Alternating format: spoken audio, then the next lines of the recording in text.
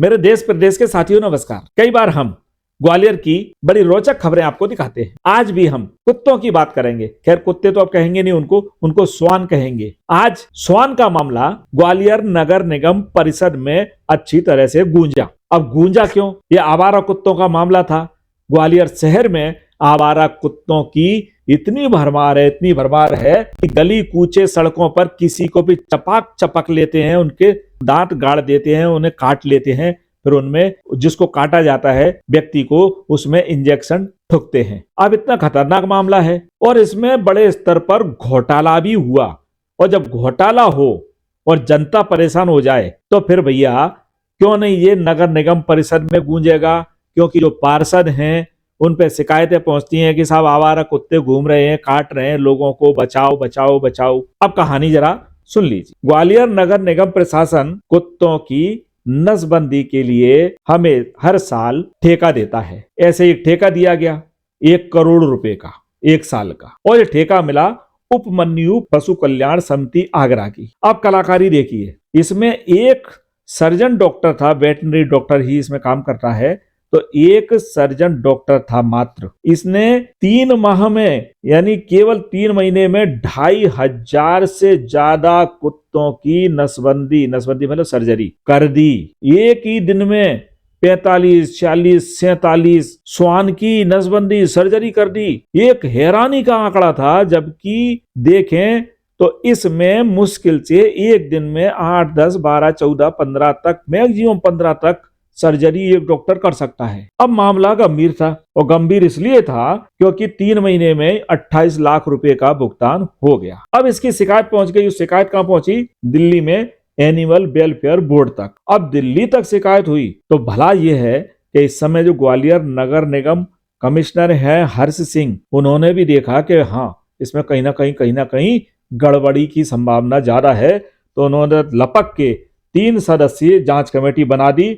इसमें डॉक्टर दिनेश दीक्षित जो नगर निगम में डिप्टी कमिश्नर हैं, और डॉक्टर अनुज शर्मा जो वेटनरी डॉक्टर हैं, इसके साथ पशु चिकित्सा सेवाओं के जो केएस बघेल उप संचालक, उनको इस टीम में शामिल कर दिया। अब टीम ने जब जांच की तो सारे पत्ते, सारी परतें एक एक कर खुलती गई, और ये पाया कि इसमें एक बड़े स्तर का घोटाला हुआ है। जब जांच पड़ताल की गई तो पता लगा कि एक ही दिन में इतने बड़े स्तर पे 45, 46, 47 तक सर्जरी हो केवल एक डॉक्टर ने। और दूसरा और क्या मामला था, इसमें एंटी रेबीज के टीके लगना चाहिए थे जिसकी नसबंदी की जाती है कुत्ते की, लेकिन उसका रिकॉर्ड ही नहीं मिला। खैर नगर निगम परिषद में मामला गूंज गया।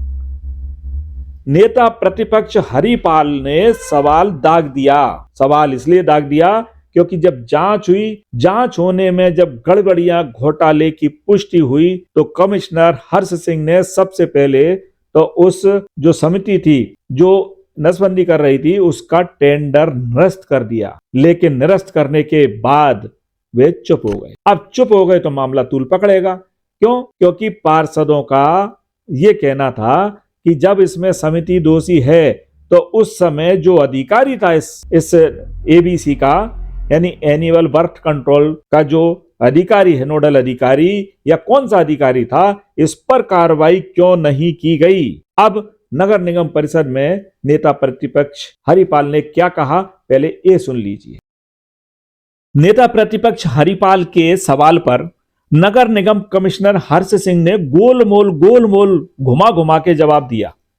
वे यह नहीं बता पाए कि आखिर इसके लिए दोषी अधिकारी कौन हैं। तो भैया हम थोड़ा सा बता दें कि किसी विभाग का जो नोडल अधिकारी होता है किसी शाखा का, क्या उसकी जिम्मेदारी नहीं होती?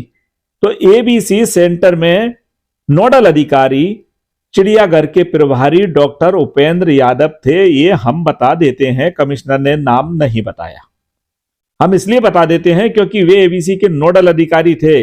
उनके ही साइन से जो फर्म थी उसको 28 लाख रुपए का भुगतान हुआ, और उन्हीं की मॉनिटरिंग में, सारी देख रेख में ये नसबंदी का सिलसिला चल रहा था।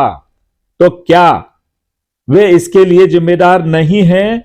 आखिर नगर निगम कमिश्नर किसके दबाव में उनका नाम नहीं बता रहे थे। अब हम भी डॉक्टर उपेंद्र यादव का नाम केवल और केवल इसलिए ले रहे हैं क्योंकि वे एबीसी सेंटर के नोडल अधिकारी थे और वे वेटनरी के डॉक्टर हैं। तो उन्होंने ये क्यों नहीं देखा कि एक डॉक्टर ही 45, 46, 47 रोज की नसबंदी कर रहा है, एंटी रेबीज के इंजेक्शन कैसे लग रहे हैं, कहां लग रहे हैं, आखिर जिम्मेदारी क्या उनकी नहीं बनती? उन पर फाइल आई तो उन्होंने क्रॉस चेक क्यों नहीं किया, फिजिकल वेरिफिकेशन क्यों नहीं किया, जबकि वे नोडल अधिकारी हैं? इसीलिए हम भाई ये सवाल खड़ा कर रहे हैं।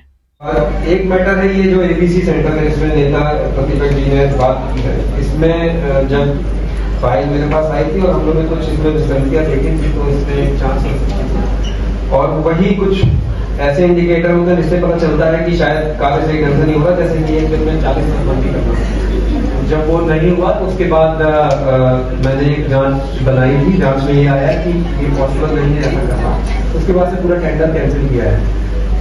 वर्तमान में मुझे वो क्या जांच के ये बिंदु बिल्कुल पता था कि वो सही नहीं हो रहा, इसलिए बंद किया था, लेकिन किसी अधिकारी का उसमें नाम है कि नहीं, मेरे को ये फाइल के बाद 2 महीने पहले आई थी, अभी बिल्कुल भी याद नहीं है। और अगर मैं फाइल को दोबारा विजिटिंग पर करूँगा और अगर किसी अधिकारी का नाम होगा तो उसके हिसाब से किसी अधिकारी का नाम होगा तो उसके हिसाब से